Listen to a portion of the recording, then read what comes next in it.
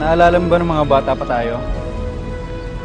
Kapag may problema ka o malungkot ka, pumupunta ka lang dun sa burol, malapit dun sa dagat.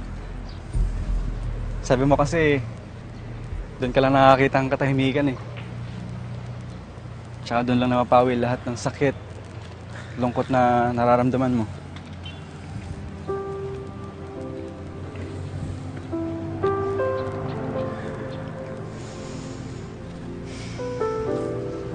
Natatandaan mo pa ba yun?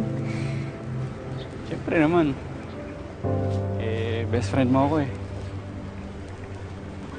Tsaka alam ko yung mga bagay na nakapagpapasaya, nakapagpapalungkot sa'yo. At ngayon, alam ko, kahit nakabangon ka na sa pagkakadapa mo, bibigat pa rin dyan sa loob mo.